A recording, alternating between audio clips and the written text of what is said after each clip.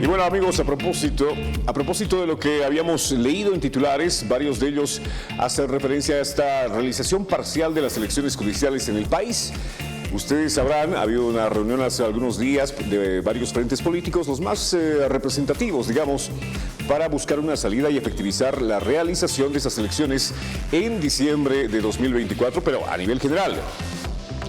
Tras las determinaciones últimas de el Tribunal Constitucional Plurinacional de ratificar además que solamente se realice de manera parcial si se realiza, el TC ayer en una sala plena ha decidido realizar las elecciones, sí, el 15 de diciembre justamente, pero solamente en aquellos departamentos donde no hay prohibiciones por parte del TCP. Así que bueno, vamos a hablar del tema. Como vemos, hay un anuncio, también una ley que estaría ya lista para aprobarse, se entiende, en la Cámara de Senadores. Veamos el tema, analicemos el tema con nuestro invitado a continuación, Edgar Arraya. Él es abogado constitucionalista, quien lo saluda. ¿Cómo está? Buenos días. Muy buenos días, Osvaldo, y a este medio de comunicación. Bien, a ver, hablemos un poco de ese tema tan controversial que se habla que desde la ley está mal hecha, que el proceso ha sido viciado en varias etapas, que no es transparente, se dice. Finalmente el vocal tenía la esperanza de que se realice este 15 de diciembre, inicialmente el 2, ¿no? De manera general, luego decía, no, hay algunas... se están interponiendo algunos amparos que podrían paralizar la elección, pero hay confianza. Luego se realiza esta reunión de todos los frentes más representativos, deciden sí, te apoyamos, adelante con las elecciones, pero nada más. Y ahora lo último que se sabe es que están trabajando una ley en senadores para poder viabilizar las elecciones. ¿Cómo está el panorama en materia de estas elecciones judiciales, Edgar, por favor? Muy delicadas.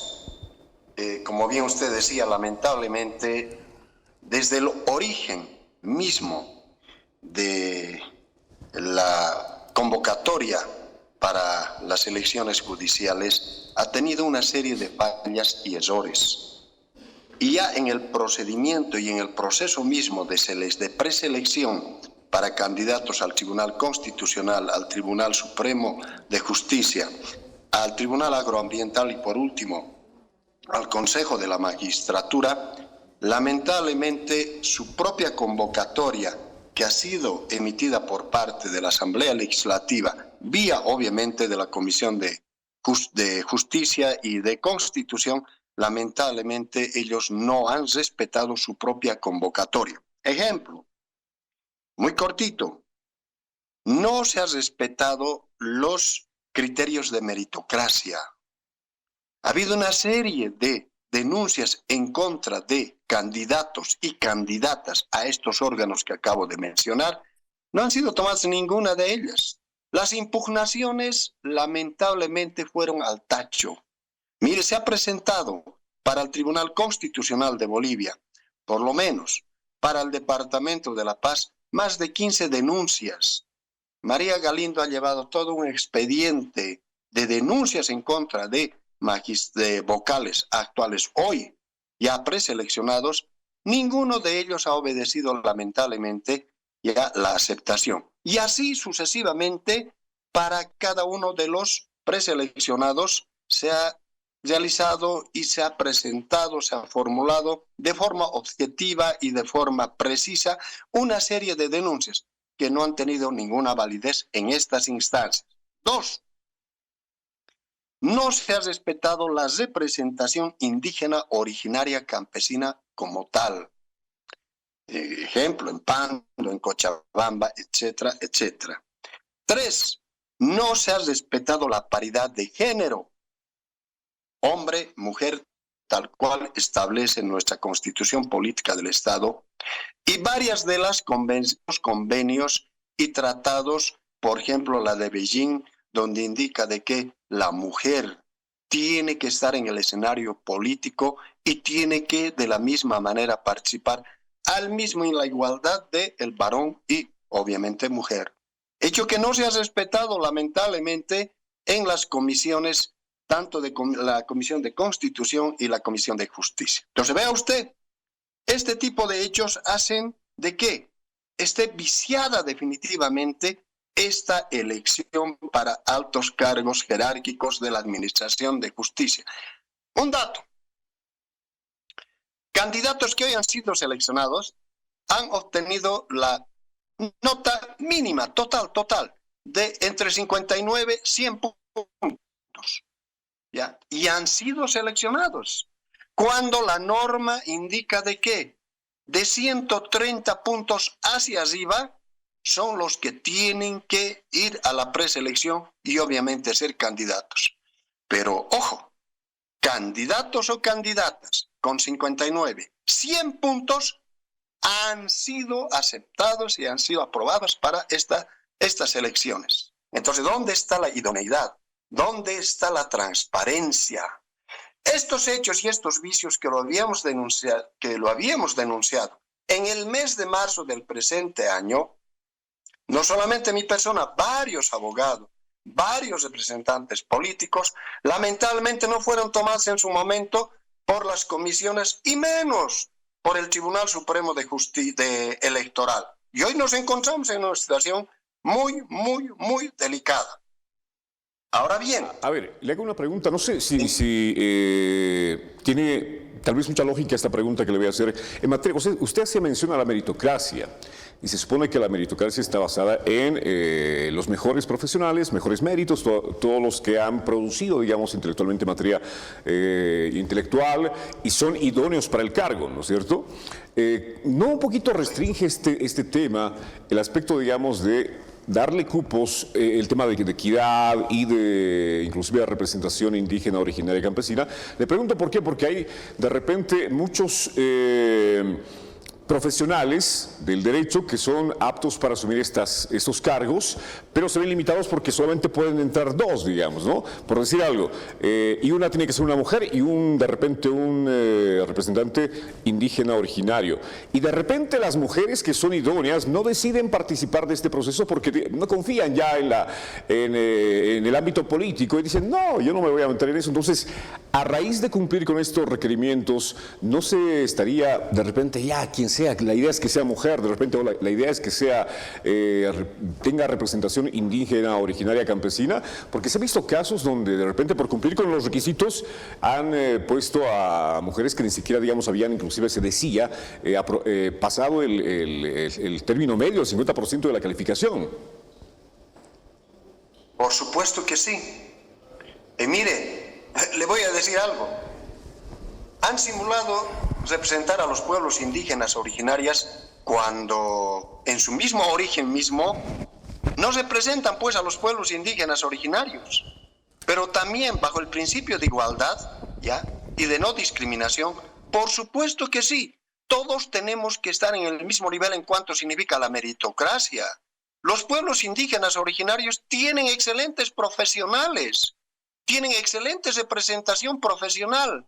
Ellos tienen que ser valorados e ir a estas justas elecciones bajo ese principio que acaba de indicar usted y obviamente mi persona, la meritocracia para todos, la idoneidad, la ética, la moral, la eficiencia, la calidad, el compromiso como tal para emitir sentencias constitucionales. Entonces, tanto aquel de la clase media y de los pueblos indígenas originarios en las mismas condiciones sean valoradas definitivamente y vayan los más capaces e idóneos.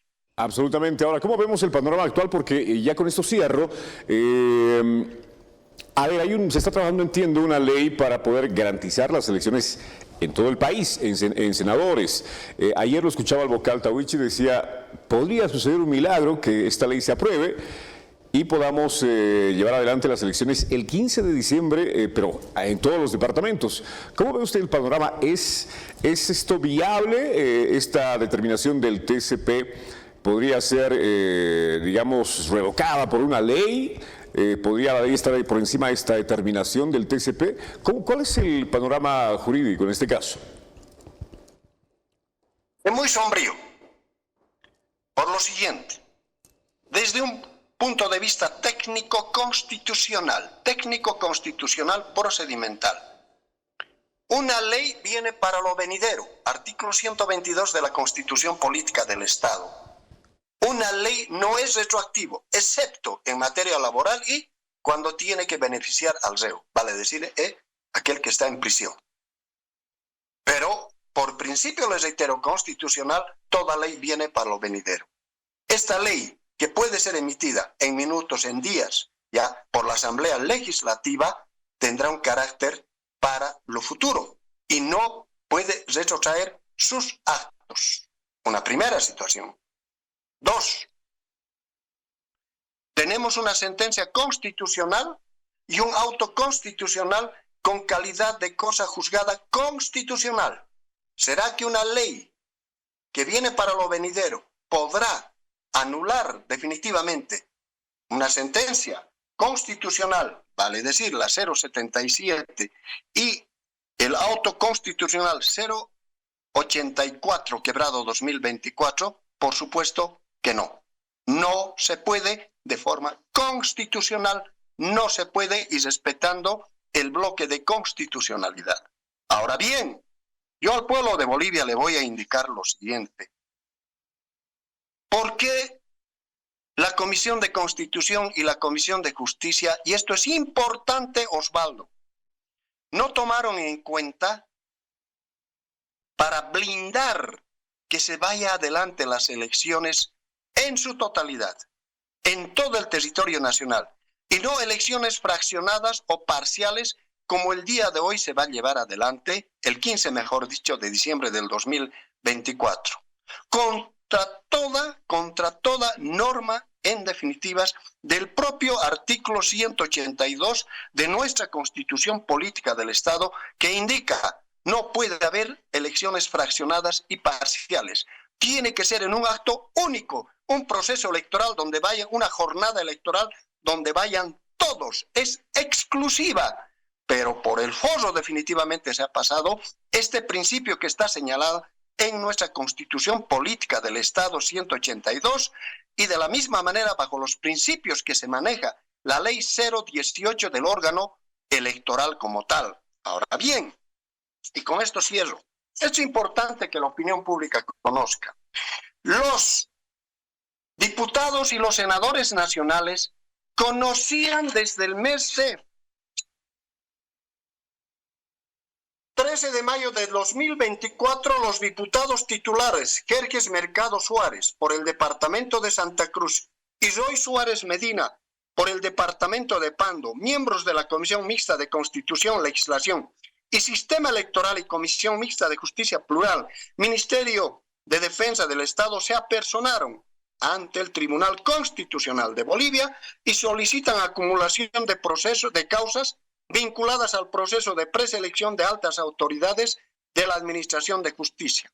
Miren, ¿a qué voy? El 13 de mayo del 2024 ellos se apersonan al tribunal para indicar de que 47 expedientes que estaban en el Tribunal Constitucional de Bolivia deberían de acumularse por conexitud para que sean revisadas primero vía comisión de admisión para posteriormente ser sorteadas. Es así que el 24 de octubre del 2024, mediante auto constitucional 0326 quebrado 2024, se acumula los 47 expedientes que estaban ahí en el Tribunal Constitucional. Por lo que, aquí me voy, esto es importante, Osvaldo. Si el 3 de mayo del 2024 conocían que existían más de 47 expedientes, ¿por qué no blindaron ese día o semanas antes, en mayo, en junio? Pongamos la fecha en junio, mes de junio, de blindar que estas elecciones sí o sí se deberían de llevar adelante bajo el principio de unidad y exclusividad en todo el territorio nacional. Y hoy día, cuando ya tenemos dos y un auto constitucional, recién tratar definitivamente de parar, aquí hay responsabilidades que el pueblo de Bolivia tiene que conocer. Así es, Edgar. Ahora, ya se veía venir esto de alguna forma, y yo lo conversaba hace 2, 3 meses atrás en la radio, y decíamos, salían las autoridades, inclusive el presidente de la Comisión de Calificación, me parece, Jáuregui, que salía frecuentemente a decir: hay problemas, podría caerse todo porque podrían interponer demandas por aquí y por allá. Es como que iba dando ideas, yo lo decía en ese momento, me parecía que iba dando ideas de cómo poder paralizar este proceso electoral y con argumentos contundentes. Él decía, podían hacer esto, podían hacer aquello y no sé qué. Más que informar de cómo estaba el proceso mismo, él salía frecuentemente a decir, podría todo paralizarse porque podían presentar este tipo de amparos y podría paralizar todo. Por este lado también, y daba ideas, y yo decía, no se supone que estamos trabajando en que se realice el proceso y deberíamos enfocarnos en ese proceso, en cómo marcha. Por un lado eso, y dos, ¿usted considera que este tipo de intromisión, se dice intromisión, del Poder Judicial podría también darse en miras o, digamos, en el escenario de unas elecciones generales? ¿Podría también el TCP de repente interponer algún amparo que pueda paralizar las elecciones generales del año siguiente y lo que se dice, se especula, ¿no es cierto?, permitirle al gobierno estar mucho más tiempo del previsto? Por supuesto que sí. El efecto de esta sentencia constitucional 0770, quebrado 2024, y el auto constitucional 084, por supuesto que sí puede causar este hecho, puede causar el efecto en las próximas elecciones. ¿Por qué? La ley 018 del órgano electoral indica de que en nuestro país no puede llevarse adelante dos elecciones nacionales. Tiene que llevarse solamente una sola elección. No puede existir dos elecciones. Ahora bien, si vamos a ir a las elecciones el 15 de diciembre del año 2024, del presente año, elecciones fraccionadas y parciales, las próximas que se deben llevar adelante para 7 departamentos, ojo, para 7 departamentos en el Tribunal Constitucional de Bolivia, de llevarse a cabo el año 2025, eso significa que tienen que postergar las elecciones del 15 de agosto, las elecciones nacionales del año 2025. Bien. O el otro, el año 2026 se tienen que llevar adelante las elecciones subnacionales para gobernadores y para alcaldes municipales. Entonces esta tendría que postergarse para el 2027. Nos han llevado y nos están llevando a un caos, pero total. Una aberración jurídica que están empezando con aberraciones jurídicas, definitivamente trastocando y vulnerando todos los derechos y principios constitucionales. Bien, doctor. Le quiero agradecer por su tiempo, por explicarnos de manera tan clara, además, lo que debería ocurrir legalmente en el país. Un abrazo, buen día. Le agradezco. Muchísimas gracias.